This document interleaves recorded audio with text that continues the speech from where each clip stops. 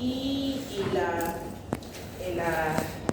la docente había sido nutricionista también, entonces ella dijo, ve que les va a reforzar en la parte de valoración nutricional porque es su fuerte. Y bueno, le explicamos que nosotros tenemos un tema de valoración nutricional. Claro que nosotros lo hacemos como exposición. De todas formas se quedó en que íbamos a subir preguntas, que vamos a elaborar cada docente su examen, solamente que se van a subir preguntas en las cuales vamos a tratar de tomar preguntas de lo que haga esta docente, preguntas de lo que haga la autoridad, algo que estén relacionados con lo que hayamos visto nosotros. Ella va a tomar lo mismo, de manera tal que se trate de hacer la coordinación. Los exámenes tienen que tener el mismo contenido en cuanto a avance. A diferencia, sí, que yo fui clara que le dije hidrato de carbono no voy a llegar. No me va a dar llegar hidrato de carbono. Entonces, bueno, a su grupo la autoridad no le va a tomar hidrato de carbono. Pero lo que corresponde a definiciones pH, agua y todo eso es lo mismo. Ella también dijo que está avanzando lo mismo. El problema se está dando con la doctora Marta Quiroz. Por si acaso, por si ustedes escuchan algo, la doctora Marta Quiroz juega, no sé si básquet o vóley, en el equipo de la universidad. Entonces ella le solicitó el permiso correspondiente a la doctora Hidalgo, que escuché que iban a rendir, si se diera el caso, aunque la va a pelear, digo, la doctora Hidalgo, de que se tome ese mismo día. Los alumnos de la doctora Marta. Estamos tratando de preservar el multigrupo. Bueno, vamos a la definición y vamos. Ay, qué bonita que está la pizarra, limpiecita.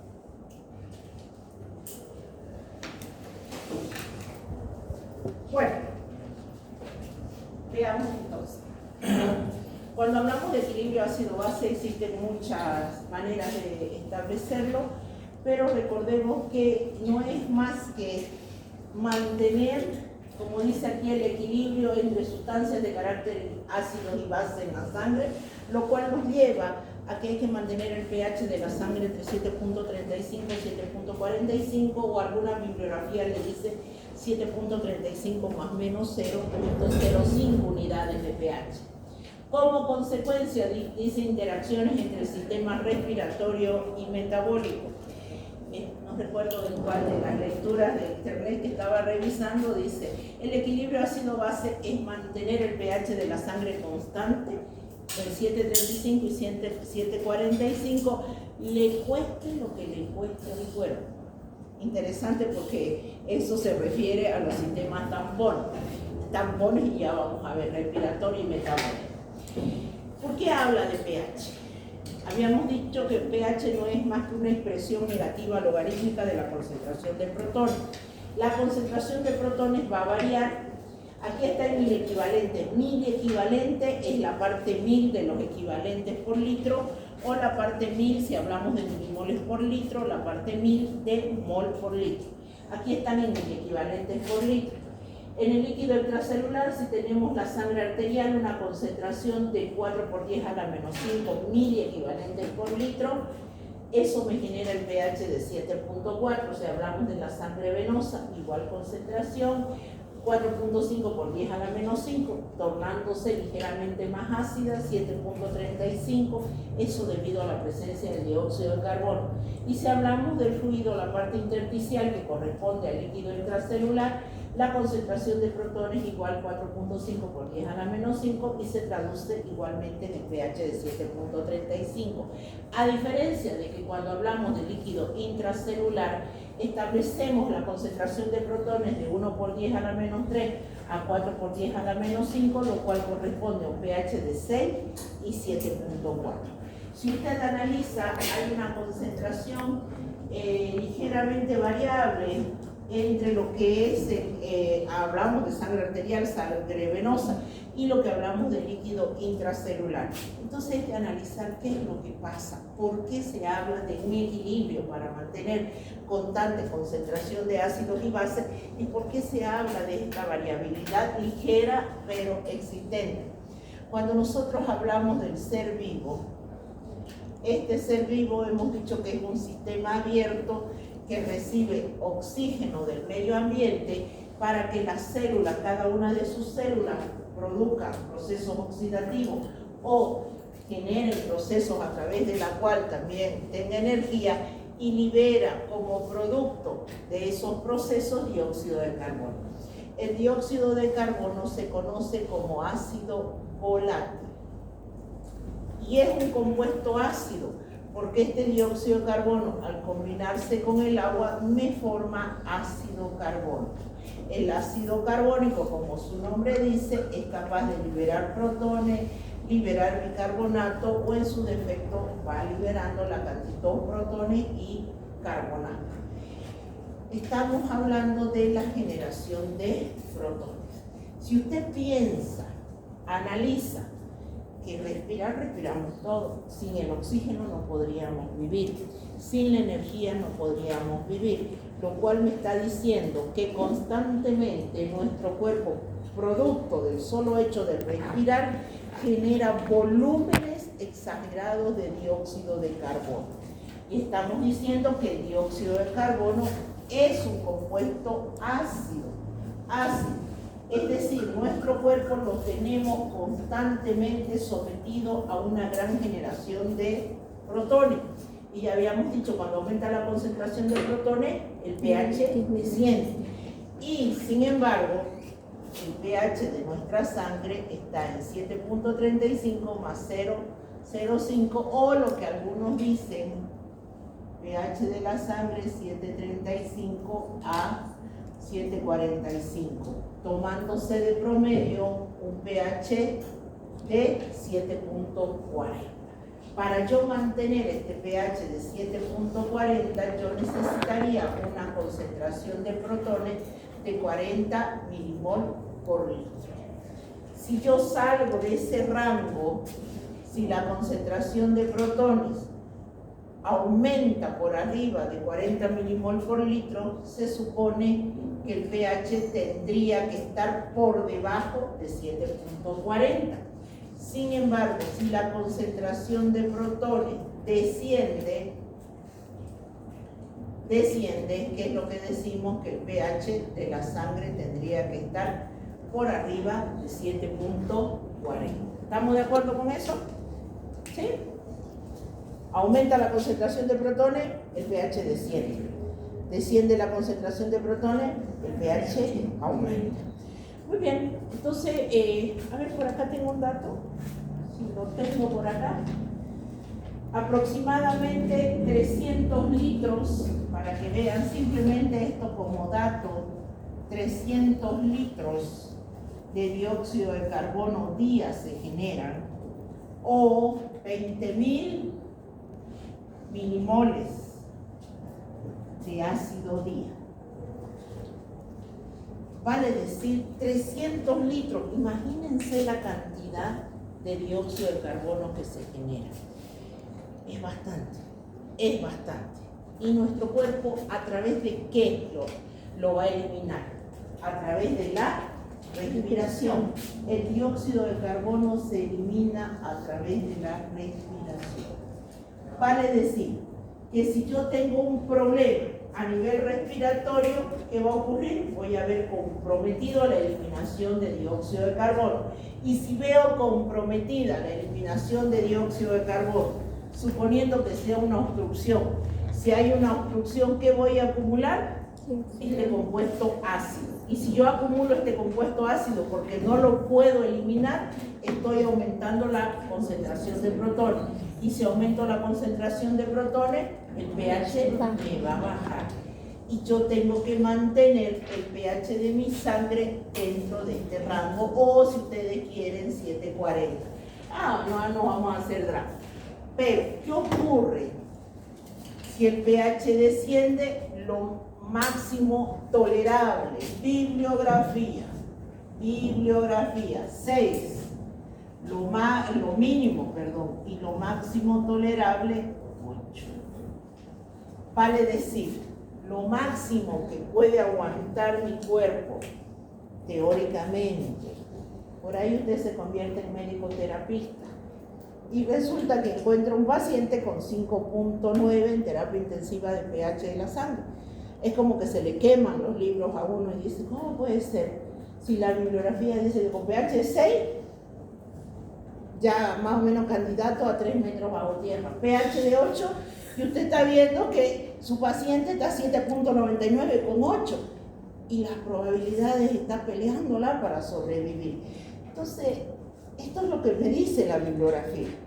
Usted el día de mañana se encuentre con algo diferente, pues, pero mientras tanto, la bibliografía me dice, paciente, pero seguro que 0 no va a haber, de eso tengamos la clara. pH de sangre de 0 no, ni de 14 tampoco, los extremos tampoco no. ¿Cómo se llama cuando yo rompo el equilibrio ácido-base? Se llama un trastorno del equilibrio ácido-base. Cuando saco, pasa algo que el pH de mi sangre desciende, se llama acidosis. Si el pH de mi sangre aumenta, se llama alcalosis. Y aquí hay que tener en cuenta lo siguiente. Una cosa era cuando yo le decía un compuesto químico con pH de 7.2, usted decía ligeramente alcalino.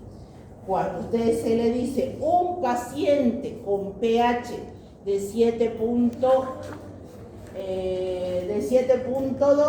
¿qué es en este caso? Está en acidosis.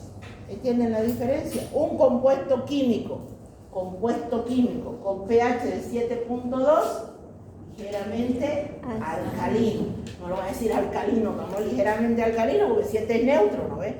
Pero un paciente con pH en sangre de 7.2, no me va a decir pues está alcalino. Si estuviera en 7.2, ¿cuánto sería? ¿Qué sería? Acidosis. Entonces los términos hay que tenerlos claros. Compuesto químico, la escala de pH. Por debajo de 7, ácido; por arriba de 7, alcalino; 7, neutro. Paciente. Si usted quiere 7.4 para no pelearnos, igual. Por debajo, acidosis. Por arriba, alcalosis. Bien, estamos viendo que nuestro cuerpo está sometido, bombardeado a compuestos ácidos, como el ácido volátil. ¿Es lo único? Ahora hablemos de los ácidos no volátiles. Ácidos no volátiles. Ese es el ácido volátil que se va a través de la respiración. Ahora veamos los ácidos no volátiles que existen.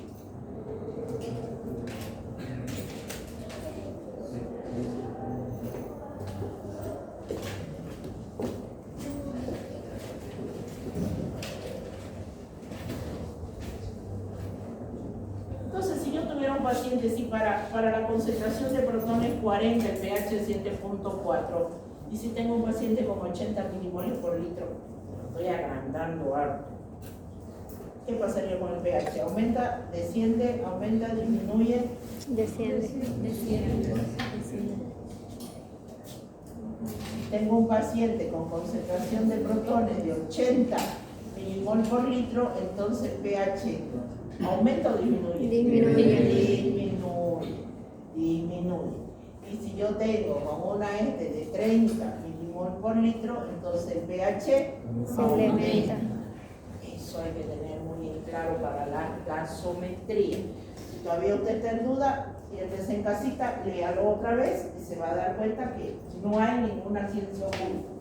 Veamos, entonces, el ácido volátil es este es el ser vivo que respira, libera dióxido de carbono, un ácido volátil, una cantidad exagerada, pero no se olviden que cada célula, cada una de nuestras células tiene esta funcionalidad y somos pluricelulares.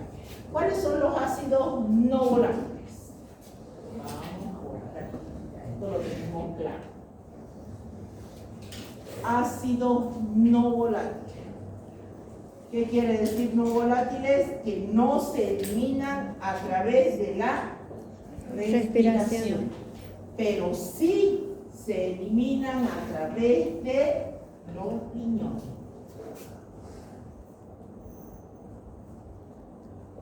Ejemplo, ¿por qué se habla que el catabolismo o proceso oxidativo, ¿por qué se habla de que el catabolismo, procesos oxidativos de hidratos de carbono, proteínas, lípidos, son aquellos que generan ácidos no volátiles? Hablamos de la glucosa, de los hidratos de carbono. Un hidrato de carbono, almidón. Un hidrato de carbono, el almidón. El almidón está compuesto por muchas unidades de glucosa. Cuando esta glucosa, cuando usted come un pedazo de papa de yuca de pan, está consumiendo almidón, sufre un proceso de digestión, absorción y finalmente, ¿qué es lo que pasa al torrente sanguíneo? Glucosa.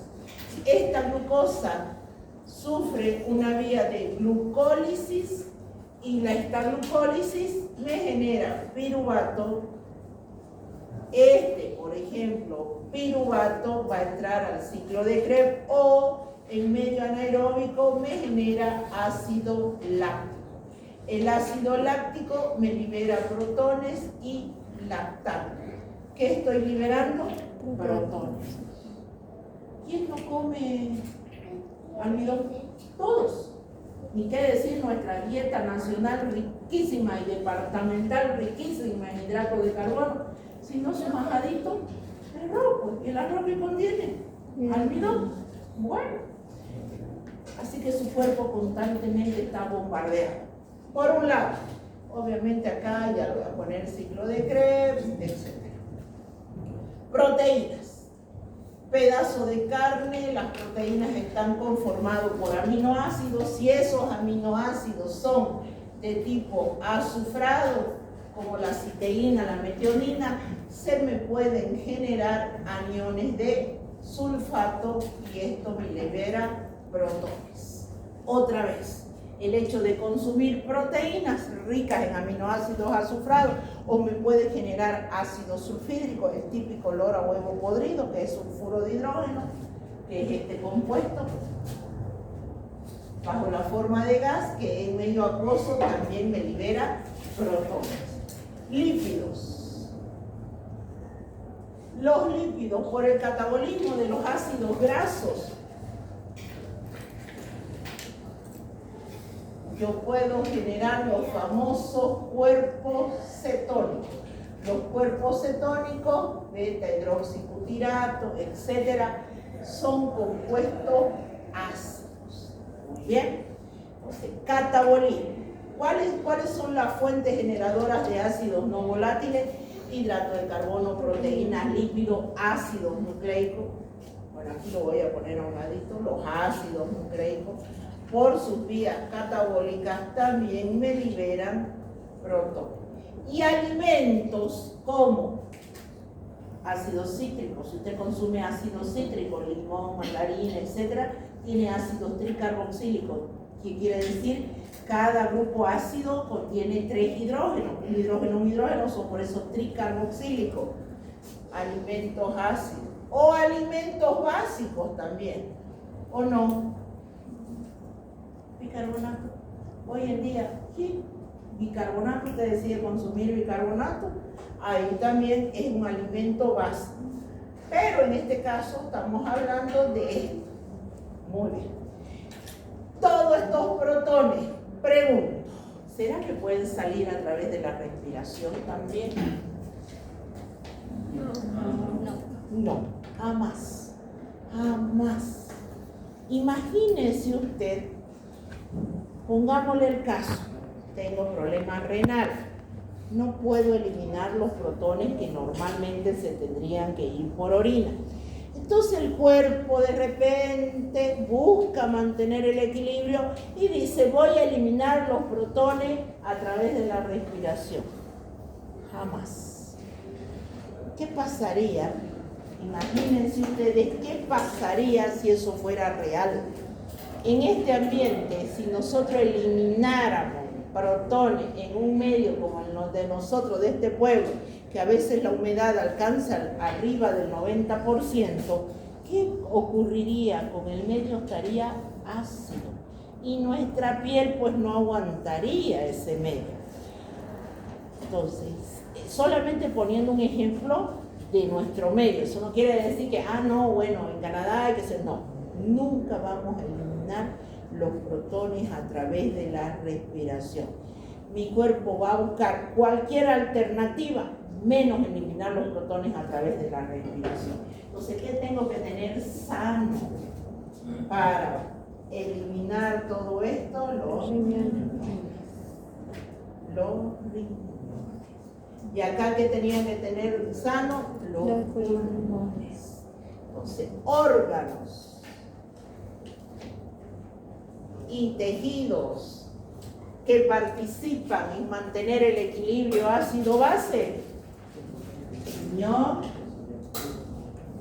pulmón y sangre.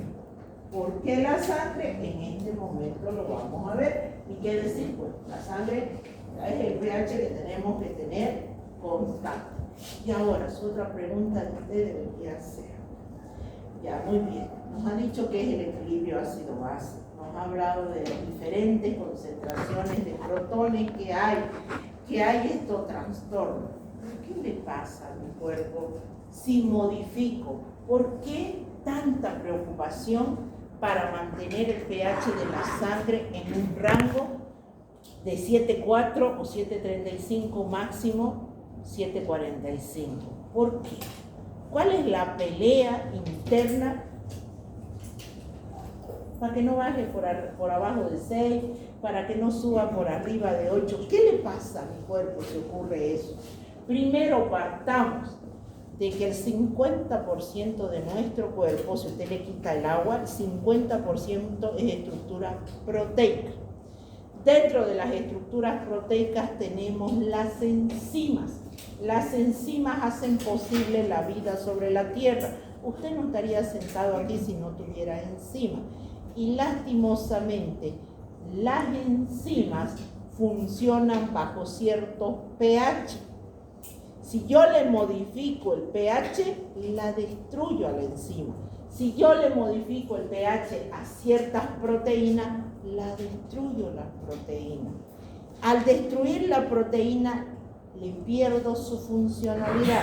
Le destruyo la estructura y le pierdo su funcionalidad. Un ejemplo clarísimo para que usted diga, ah, ¿será así? ¿Acaso será cierto? Un ejemplo claro es cuando usted se tiñe el cabello.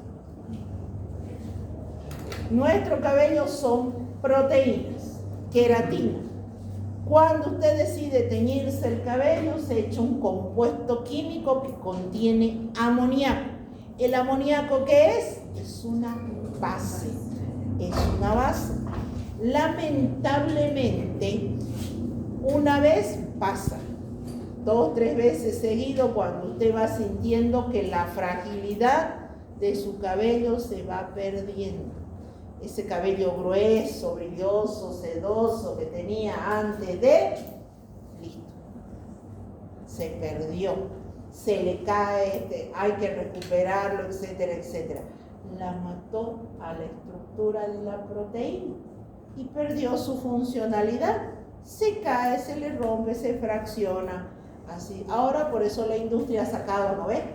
Tintes libres de amoníaco, o pobres en amoníaco. Algunos es cierto, otros ustedes, si ha sentido el olor del amoníaco, a lejos lo siente que se la están charlando y que no le están echando tinte libre de amoníaco. Otro ejemplo, ¿por qué hablan tanto de utilizar champú con pH neutro? Porque las proteínas, esta proteína también, si usted se lava con esos champús medios de que no saben con qué lo han rellenado, a veces lo rellenan hasta con hidróxido de sodio, con tal de rellenarlo con algo cáustico que lo venden rápido, barato y bueno, y usted lo consigue, ay, está barato, dice, y va y se lava el cabello, cuando usted acuerda, se le partió, se le cayó por pedazos. Deshicimos las proteínas. Un ejemplo así, clarito, sencillito. Imagínense ustedes el daño que puede causar si yo no voy a poder eliminar estos protones y se acumulan en sangre. En mi sangre hay una gran cantidad de proteínas, hemoglobina, anticuerpos, albúmina, globulina, etc. Se deshacen. No me permitiría mantener estable a este ser vivo. Además, a nivel de la actividad muscular, también podemos entrar en un estado de coma, taquicardia, arritmia y finalmente nos lleva a la muerte. Por eso hay que mantener el rango. Ahora viene la interrogante. Así como cuando yo les decía a ustedes, un paciente deshidratado, no hay prueba de laboratorio. Tendría que sentarse quizás a hacer cálculos con tablas, pero prueba de laboratorio que le cuantifique la cantidad de agua. Ahora le digo, ¿puede usted sentarse todo el día a mirarlo a su paciente y usted no le va a adivinar el pH de la sangre del paciente? Puede sentarse, dormir a la cabecera del paciente y usted no va a adivinar el pH. ¿Qué es lo que va a necesitar ahora? Un examen de laboratorio. Así como cuando les dije, no hay prueba de laboratorio más que su clínica, que usted lo mire, lo observe, anamnesis, exploración, para que determine si su paciente está deshidratado, hiperhidratado, a ayudarse ya por un ionograma para saber si está isotónico, hipotónico, hipertónico. Ahora no va a poder adivinar el pH de la sangre de su paciente por más anamnesis y exploración que no le haga una prueba de laboratorio que se llama gasometría. ¿Qué es lo que mide la gasometría? pH. ¿Qué más mide? Dióxido de carbono. Les aparece una P así chiquitita, P. Eso quiere decir presión parcial, porque hay varios gases. Entonces ahí está PSO2, la presión parcial de oxígeno. ¿Qué más le mide? Bicarbonato. ¿Por qué? Porque este bicarbonato de acá se conoce como reserva alcalina. El bicarbonato es una base que va a tratar de neutralizar compuestos ácidos. ¿Quién me regula este bicarbonato? Los riñones. ¿Quién me regula el dióxido de carbono? La respiración, los pulmones. Este es un componente respiratorio, aquí lo vamos a anotar también, por eso se lo conoce como componente respiratorio y a se lo conoce como componente metabólico. ¿Está bien? Eso yo lo cuantifico a mi paciente a través de una prueba de gasometría. Ahí también se mide la presión aparte del pH, presión parcial de oxígeno. ¿Qué más se mide? Exceso de base. Ahí lo quiero ver. Para el grupo que va a exponer gasometría, habla de exceso de base y me va a hablar de anión GAP, que ese tema es de ustedes. Ese tema es de ustedes. Pero, ¿cómo hacemos para llegar a esto? ¿Cómo es lo que vamos a ver en este momento? Muy bien. Entonces, repasando, recapitulando, el cuerpo genera ácidos volátiles como el dióxido de carbono. Este dióxido de carbono se libera a través de la respiración y se conoce como componente respiratorio. Este dióxido de carbono sabe combinarse con el agua, vamos a ver ante la presencia de una enzima que se llama anhidrasa carbónica y es capaz de generar protones y bicarbonato. El bicarbonato en nuestra sangre se conoce como reserva alcalina, se elimina, se absorbe a través de los riñones y se conoce como componente metabólico. Esta no es la única fuente generadora de protones. Tenemos ácidos no volátiles. Los ácidos no volátiles provienen del catabolismo, hidrato de carbono, proteína, lípido, ácidos nucleicos y alimentos ácidos. Todos estos se generan a través de los riñones. ¿Quiénes son los órganos y tejidos que participan en todo este proceso? Riñones, pulmones y sangre. Entonces, si yo tengo un problema renal grave, piense en un trastorno de equilibrio ácido-base. Si yo tengo alteración grave a nivel pulmonar, piense en un trastorno del equilibrio ácido-base. Si tengo problema en sangre, piense en un trastorno del equilibrio ácido-base. Porque es la manera a través de la cual mi cuerpo trata de defenderse. Bueno, ahora veamos los mecanismos compensadores. ¿Hasta ahí está bien? Veamos entonces los mecanismos compensadores. ¿Qué hace mi cuerpo para tratar de ayudarse? Voy a borrar aquí. Pero tengo que esperar que se llegue la pizarra. Mecanismos compensadores.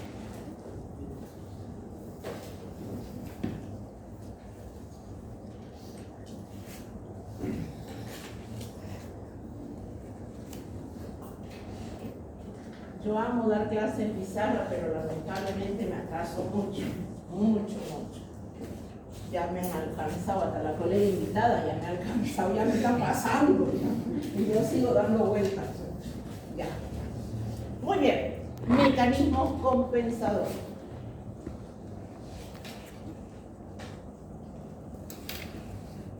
Aquí vamos a ver tres grandes mecanismos. Por si acaso, hay una bibliografía más antigua. Por ahí si alguien agarra el libro Laguna, es decir, la bibliografía que usted agarre es válida. A ver, aprendamos esto. La bibliografía que usted agarre, hay una bibliografía que es más química, otra bibliografía que es más clínica, pero todo, en ningún libro le va a decir, no, es que yo me agarré, de repente me encontré un librito y me agarré un libro donde dice que un pH por arriba de 7 es acidosis, de 7.35. No, ni un libro. ¿Estamos de acuerdo? Por eso la bibliografía que usted agarre, mientras más pueda leer, mejor. No se olvide que su formación es importante. Los médicos son de formación integral. Entonces, los mecanismos compensadores, la bibliografía más moderna le habla de 3. Le dice tampones o buffer. 2. Respiración. 3. O riñones. 3 riñones. O renal. aparato respiratorio. Y hay otra. Hay una bibliografía antigua, por ejemplo, en Laguna, se lo voy a poner acá entre comillas, por si alguien lo lee, intercambio iónico. ¿Está bien? Se lo pongo entre paréntesis, entre asterisco, porque en realidad la bibliografía moderna le dice que el intercambio iónico está acá, y está acá, está en los tres. Pero hay un libro más antiguo, por ahí alguien agarra un artículo antiguo y le dice, los mecanismos compensadores son tampones, respiración renal y el intercambio iónico. Ya nosotros les voy a ir explicando el intercambio iónico a raíz de esto que está involucrado. Ahora, ¿por qué está en ese orden? ¿Por qué va en ese orden? Usted me dirá, porque los tampones son más importantes que el aparato respiratorio y el aparato respiratorio es más importante que el renal. No. Está en el tiempo que actúan estos mecanismos para tratar que el cuerpo restablezca el equilibrio. Cuando hablamos de los tampones, el tiempo se habla en segundos. Segundos. En segundos los tampones tratan de restablecer el equilibrio. Acá de minutos, estos minutos puede ir 1, 2 horas máximo, 1, 2 horas. Pero cuando me habla del renal, me habla de horas. Horas. Algunos dicen 12, 14 horas. No me voy a pelear con ninguna bibliografía. Entonces, los mecanismos compensadores que tratan de mantener el equilibrio ácido-base o de tratar de restablecer el pH de la sangre del paciente, Buffer actúa en minutos. Su práctica número 3 del laboratorio es ver justamente la actividad de estos tampones, verificando a través de un pHímetro cómo lo actúan inmediatamente. Respiratorio en cuestión de minutos, en algunos casos 1 a 2 horas a lo máximo, y la parte renal es la más lenta de todas.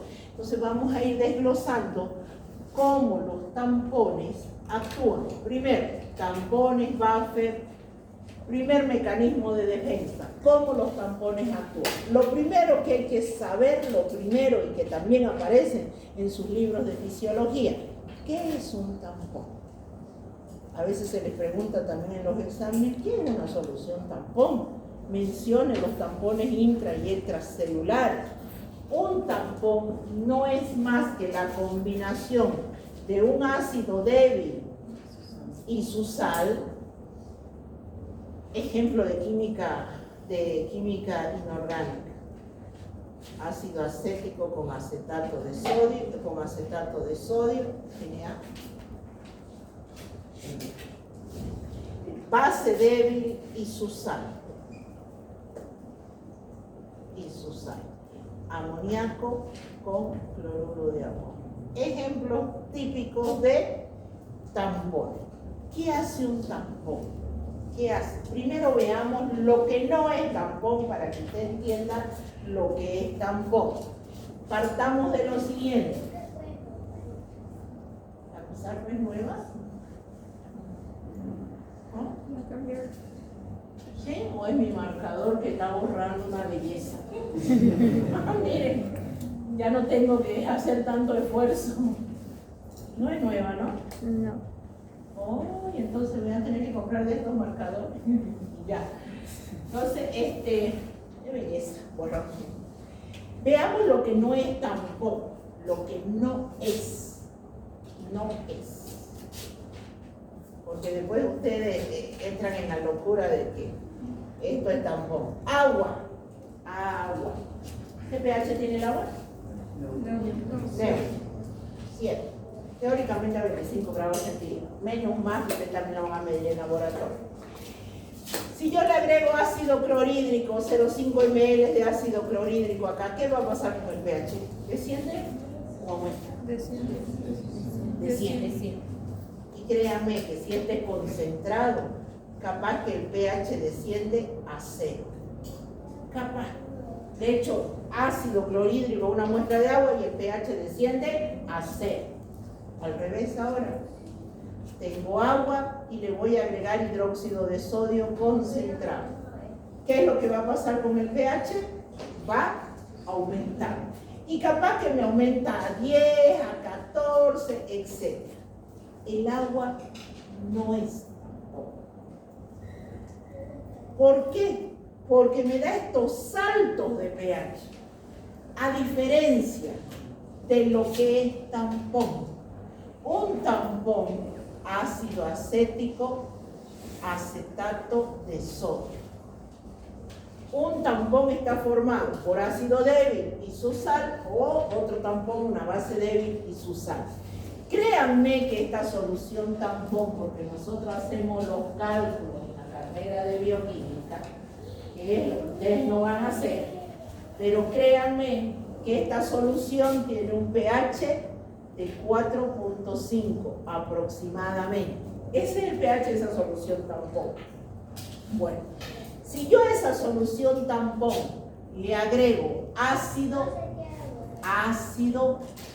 ¿quién cree que va a estar ahí para atrapar?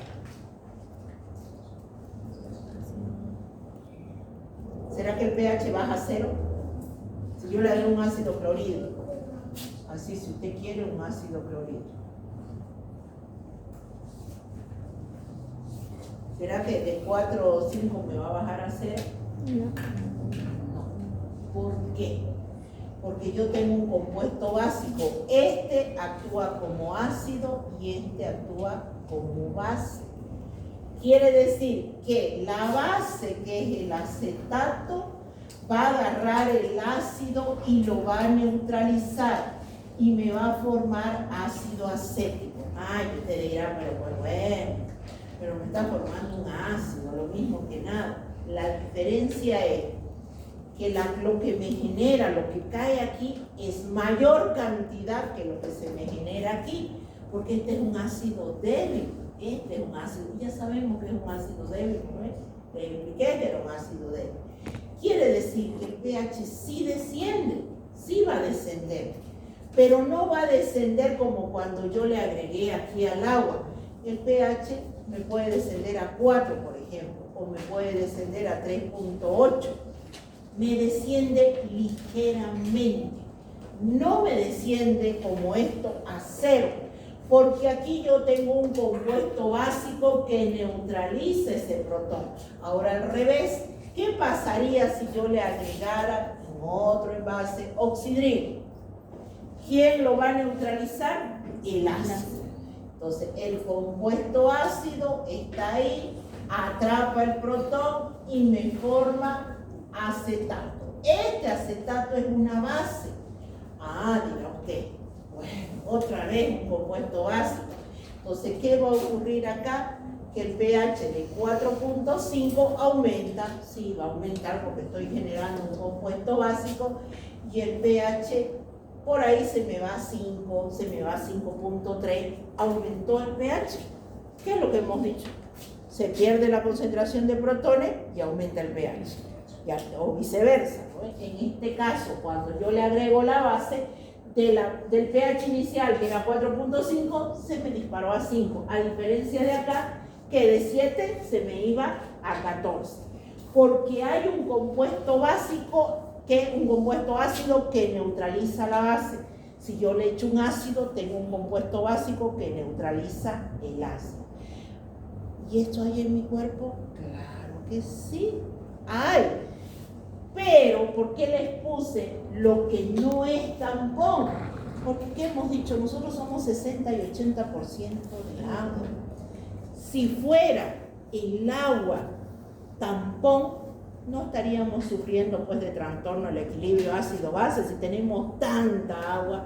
Pero el agua, ¿qué dijimos? Nos ayuda a regular la temperatura corporal, nos ayuda a generar estructuras, a transporte, etcétera, pero en ningún momento dijimos el agua actúa como tampón. No nos sirve. Mucha funcionalidad del agua, una belleza, pero cuando llegamos aquí no nos sirve. Entonces usted dirá, qué belleza, tenemos tampones entonces que actúan así en nuestro cuerpo. Entonces, ¿por qué sufrimos de trastorno del equilibrio ácido-base?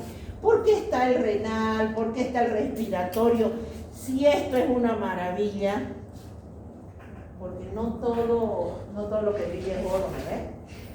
¿Qué es lo que le pasa a estas soluciones tampones? Se rompen. ¿Cómo se llaman estas soluciones? Tampones o buffer o amortiguadores. Y es tan parecido como los amortiguadores de su auto. Si usted tiene un auto que la capacidad es para 4, 5, 6 personas a lo mucho, y resulta que va a la casa de su tía y su tía le dice: hijito, ayúdame a llevar cemento allá a la propiedad que estoy construyendo una cabañita, usted le dice bueno, con toda la buena voluntad, y resultó que no era una bolsita de cemento, eran como 10 bolsas de cemento. Usted sube las 10 bolsas de cemento a su auto, ¿y qué hace el auto? Se asienta. ¿Qué le hizo? Le rompió los amortiguadores. Y no avanza, pues. Se asienta el auto y listo, hasta ahí llegó su ayuda. Bueno, los tampones se rompen. Se rompen. Si yo le agregara aquí 10 ml de ácido clorhídrico, ¿qué pasaba acá? El pH inicial era 4.5 y se bajó a 0. Listo. Lo maté el tampón. Tanta base y el pH se me dispara a 10. Lo maté el tampón. ¿Qué dicen los químicos con respecto a esto? Dicen, del pH inicial de la solución tampón, 2 unidades de pH por arriba o 2 unidades de pH por abajo y el tampón ya no sirve. Se rompió. Mi cuerpo, antes que pase eso, antes que rompa mis tampones, empieza la respiración. Usted empieza a hipoventilar o a hiperventilar, dependiendo lo que le está pasando en su cuerpo, para evitar que estos tampones colapsen. Y paralelamente a eso, lento pero seguro, ¿quién va actuando? El riñón. Entonces, todo esto funciona en equipo. No quiere decir, rompimos tampones, ni modo, pues, ahora empezaremos con los respiratorios. Colapsó los respiratorios, ahora empezamos con los renales. No, todo trabaja en equipo. ¿Estamos de acuerdo? ¿Estamos hasta ahí? Ahora, existe una expresión de la ecuación de Henderson de los tampones, la que aparece en sus libros de fisiología.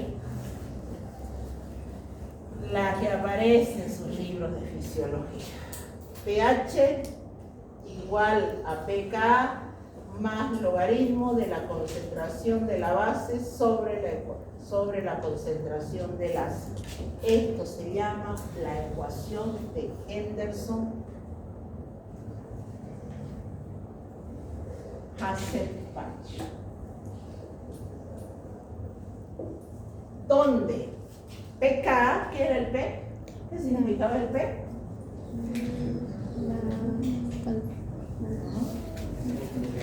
Menos el logaritmo. ¿Se acuerdan que cuando yo les expliqué pH les dije, este químico puso P menos el logaritmo? Si es H, menos el logaritmo de la concentración de protones. Si es P o H, menos el logaritmo de la concentración de oxidilo. Y si es pKa, menos el logaritmo de la constante de acidez. ¿Y qué era la constante de acidez? El equilibrio de un ácido débil. Todo ácido débil presenta constante de acidez. Si mi tampón es la constante de acidez es del ácido acético. Eso está en tabla, eso no hace falta que se lo. Lo único sí que tienen que acordarse. Esto es pKa más el logaritmo. ¿Cuál es la base? ¿Cuál de todos es la base? Acetato de sodio. Concentración de acetato de sodio. ¿Cuál es el ácido? Ácido acético. Bueno, en base a esto vamos a trabajar ahora con los tampones que se encuentran dentro de la materia vieja. ¿Estamos bien? Ay, tenemos tiempo, creo que sí. Ya. Colocamos aquí. Tampones. Un listado de los tampones.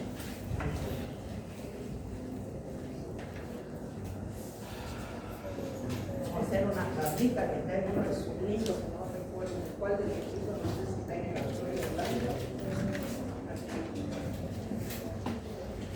tampón.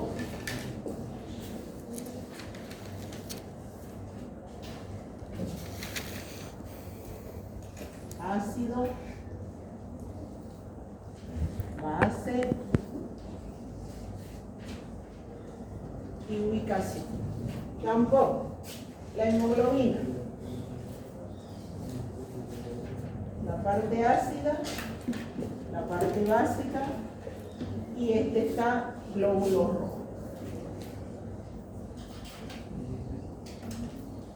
Tampón fosfato,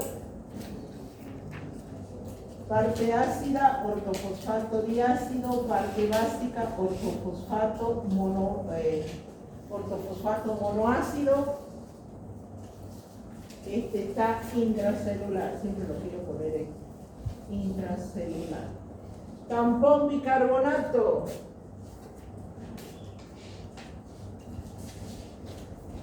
Parte ácida, el ácido carbónico o dióxido de carbono, y la parte básica es bicarbonato. Este es el extracelular. Y las proteínas, por último,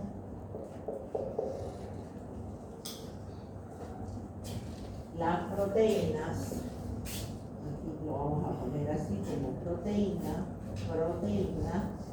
y estas están en intracelular.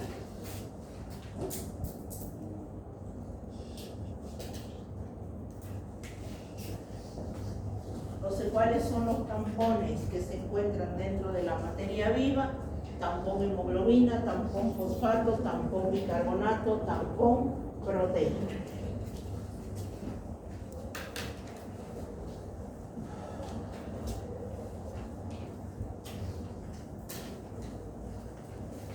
Bien.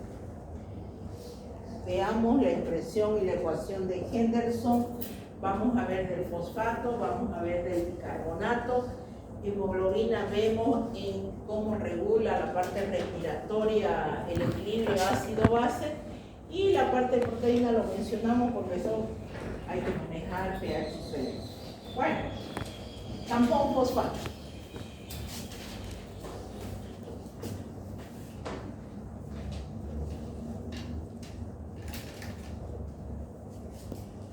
El tampón fosfato deriva del ácido ortofosfórico, que es este. El ácido ortofosfórico tiene la capacidad de ionizarse en agua y generar ortofosfato diácido más protón. El ortofosfato diácido se sigue ionizando en agua y me genera ortofosfato monoácido más protón. A su vez, el ortofosfato monoácido sigue generándose y me da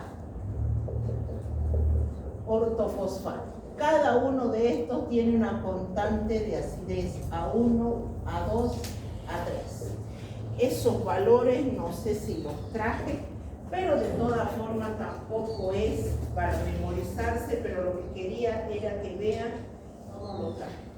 Son valores de tabla, pero a lo que yo me voy es lo siguiente. Si yo le aplicara el pKa a estos valores,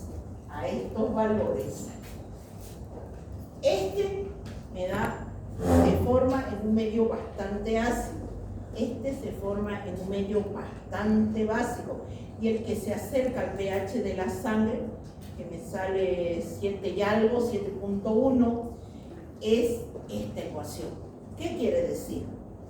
Que yo puedo formar tampones así: ácido ortofosfórico con ortofosfato diácido. ¿Sí? Este es el compuesto ácido, este es el compuesto básico. Yo puedo formar ortofosfato diácido con ortofosfato monoácido. Este es el compuesto ácido, este es el compuesto básico. O ortofosfato monoácido con ortofosfato. Son 3 soluciones tampones, A, B y C. ¿Está bien? Vale decir, ¿yo puedo formar esto y esta es una solución tampón? Sí. ¿Esto y esta es una solución tampón? Sí. ¿Esto y esta es una solución tampón? Sí. Todos derivan del ácido ortofosfórico. Y nosotros tenemos este tampón. Este, el que se encuentra formando parte de la materia viva, es este. No es este, ni es este. Ahora la pregunta está, pero si esto es un tampón, esto es un tampón, ¿por qué? ¿Por qué solo yo puedo encontrar cuál era el pH del líquido intracelular? Estaba entre 6 y 7 y algo. Muy bien. Eso me está diciendo que las únicas especies que pueden coexistir al pH de ese valor es esta. Eso depende de estas constantes. Esto, para que exista esta especie y esta especie, este valor, 7 por 10 a la menos 3, algo así, me da un valor ácido. Es decir, yo tendría que tener en sangre o dentro de mi célula, quizás un valor de 4, para que exista estas especies.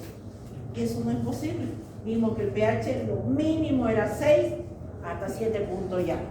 Para que exista un tampón con estas especies, el pH tendría que ser alcalino.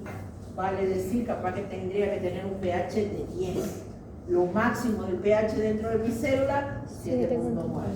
¿Existe ese tampón? No existe.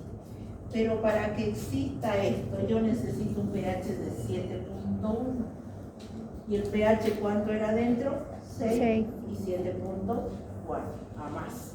Entonces, el tampón que existe es este. ¿Cuál es su expresión de la ecuación de Henderson?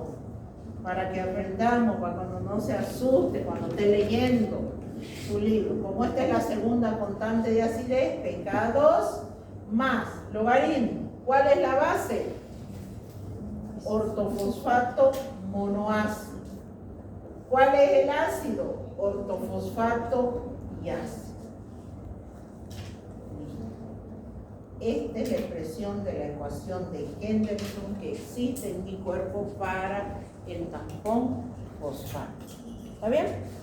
Vieron que no está complicado, ¿no? Y eso que ustedes no hacen cálculo, no hacen los cálculos. Esta química pura, yo la doy en la carrera de bioquímica y farmacia como la asignatura de química analítica, donde se ve justamente, esto se llama equilibrio homogéneo y ahí se toca tampones. Pero ellos no ven esto, yo les hablo a ellos. Esto lo tocan en una materia arriba que se llama análisis clínico. Esto que estamos viendo nosotros en la carrera de bioquímica se toca en una materia de último año que se llama análisis clínico, donde ven la gasometría, donde aprenden el equipo, cómo lo tienen que manejar, cómo hay que calibrarlo, porque eso es lo que hace el bioquímico. Eso es lo que hace.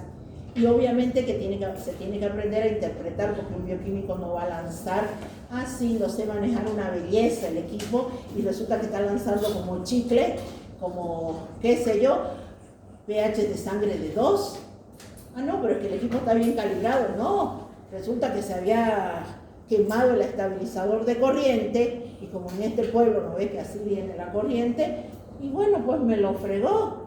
Y lanzando unos pH de 0, pH de 2, de 3, no puede, tiene que saber interpretar, porque finalmente el que va a recibir ese resultado es el médico, y el médico va a tomar una decisión sobre el paciente que en muchos casos, cuando es trastorno del equilibrio ácido-base, se compromete la vida del paciente. Entonces esto es importante manejar. ¿Listo? Entonces está clarísimo eso. Ese es el tampón fosfato. Este es el que está en nuestro cuerpo. Vamos con el de proteínas. Bueno, borro esto. Tampón proteína. Porque el tampón bicarbonato, por los trastornos del equilibrio ácido-base, lo voy a ver la otra clase, más voy a ver la regulación respiratoria y empiezo a proyectar los renales y los trastornos, y con eso Dios mediante acabamos. Y si nos faltara ya multimedia, ya no me hago problema virtual, el problema es hacer mi saco. Tampón proteínas. ¿Qué pasa con las proteínas? Miren acá el otro detalle también, puedo borrar esto, ¿no? De repente, usted dice, dentro de nuestras biomoléculas, la que se encuentra en mayor cantidad dentro de la materia viva son las proteínas. Nuevamente, si las proteínas se encuentran en mayor cantidad dentro de la materia viva, pues no tendríamos que sufrir trastorno del equilibrio ácido-base. Tantas proteínas que tenemos, anticuerpos, hemoglobina, colágeno, queratina, complemento, y me quedo corta hablando de todas las proteínas que hay en su cuerpo. Ahora la pregunta será, ¿todas las proteínas actúan como tampón? No. ¿Las enzimas serán tampones? No. Entonces uno se pregunta, ¿qué tiene que tener mi proteína para que pueda actuar como tampón? ¿Qué es lo que la hace tan importante para que ella pueda actuar como tampón? Les comento que sí, la hemoglobina actúa como tampón, es una de sus funciones, que lo vamos a ver. Pero entonces usted se pregunta, ¿qué es lo que pasa? Bueno, lo acabo de borrar, ahí está la hemoglobina. ¿Qué? Y la hemoglobina es una proteína. ¿Para qué? Primero partamos. Las proteínas están formadas por aminoácidos. Existen 20 aminoácidos formadores de proteína más 4, 5, 10 que son los derivados, pero son 20. Para que una proteína pueda tener la capacidad de actuar como tampón, tiene que tener un aminoácido cuyo pH isoeléctrico sea próximo al de la sangre. Vale decir, los aminoácidos pueden aparecer así, cargados positivamente, o pueden aparecer así, cargados negativamente. ¿Se acuerdan cuando hablamos del equilibrio de Gibbs-Donald? Y dijimos, existen aniones no difusibles como las proteínas. Y yo les dije, algunas proteínas se cargan negativamente. Y efectivamente, eso se debe a que sus aminoácidos, algunos están así, algunos están así. Pero esto al pH de la sangre, ¿no? Y el pH de la sangre, nuestro famoso 7.4 o 7.35. Entonces, a este pH encontraré aminoácidos así, encontraré aminoácidos así. Si mi proteína está formado por muchos aminoácidos positivos, no me sirve como tampoco. Si está formado por muchos aminoácidos negativos, no me sirve. Entonces usted dirá, ¿entonces cuáles me sirven? Me va a servir como tampón aquella proteína que tenga en buena cantidad aminoácidos con carga neta nula. Quiere decir que no esté ni así ni así, que no esté ni como catión ni como anión. Y usted me dirá, ¿existen estos aminoácidos así? Claro que sí. Cuando un aminoácido se encuentra sin carga a un determinado pH, ese pH se llama isoeléctrico, por eso isoeléctrico, que no se va a encontrar cargado. Bueno, resulta que de estos 20 aminoácidos hay un solo aminoácido que se llama histidina, que tiene un pH isoeléctrico de 6.8. Quiere decir que este aminoácido, cuando el pH es 6.8, yo lo voy a encontrar así. Si yo lo llevo a un pH de 4, lo encuentro así. Si yo lo llevo a un pH de 10, lo encuentro así. Y para que me sirva como tampón, tiene que estar así. El único aminoácido es la histidina. Su pH isoeléctrico es próximo al pH de la sangre. Quiere decir que el pH de nuestra sangre, si esa proteína tiene una buena cantidad de histidina, esta proteína va a ser capaz de actuar como tampón porque su aminoácido se encuentra sin carga. Entonces, cuando está así, aminoácido. A ver, para que lo entiendan, yo le hago rapidito la estructura del aminoácido. El aminoácido tiene una parte ácida, aquí la vamos a poner en la cadena lateral, y tiene una parte básica. Esta es la parte ácida y esta es la parte básica. Esto es un aminoácido. ¿Y qué era una solución tampoco? Que tiene una parte ácida, tiene alguien ácido que neutraliza la base y tiene una parte básica que neutraliza el ácido. Entonces, pero no todos los aminoácidos se encuentran así. Algunos aminoácidos ya han perdido esto y se encuentran cargados negativamente. Hay otros que han ganado un protón y se encuentran cargados positivamente. Entonces, para que el aminoácido pueda actuar, pueda formar parte de una proteína que actúa como tampón, tiene que estar así, sin carga. Carga neta nula. O tiene que estar así. Por si alguien va a una bibliografía y lo encuentra así. Esto es nulo también. Esa es la forma suteriónica del aminoácido. Una carga positiva y una carga negativa es nulo. ¿No todas las proteínas pueden actuar como tampones? No. Tienen que tener aminoácidos cuyo pH isoeléctrico es próximo al de la sangre. ¿Cuál es el aminoácido rey aquí que va a tener la capacidad de actuar en una proteína que actúa como tampón? La etileína, porque su pH isoeléctrico es un valor de 6.8. Si yo tuviera que escribir la ecuación de Henderson, entonces yo diría pH, pKa, esto va a depender obviamente de proteína por concentración de la base sobre concentración del ácido. Proteína. Esa sería mi ecuación de Henderson. Entonces ya vimos este es importante, lo vamos a ver la otra clase. Y remato con esto y empiezo a proyectar la parte renal, empiezo a proyectar los trastornos del equilibrio ácido-base, pero lo vamos a ver todavía en pizarra. Y si me faltara tiempo, no nos vamos a hacer drama de pasar una clase virtual, ¿no ves? Por favor, yo les digo la verdad, prefiero terminar mucho antes del 16. Esa semana yo preferiría, esa semanita antes del parcial, preferiría no pasar clases para que ustedes repasen todo y preferiría terminar todo hasta antes, mucho antes, la semana antes de eso. Eso nos va a llevar a sacrificio a ustedes y a mí, ¿no ves? Pasar yo sentarme a bregar con el virtual desde la casa. Les subo este fin de semana, les voy a subir para fregarles su fin de semana. Les voy a subir equilibrio ácido-base, las proyecciones y trastorno del equilibrio ácido-base. Pueden agarrar también el libro El Baines. Esta tablita, por ejemplo, es sacada del Baines. Pueden agarrar,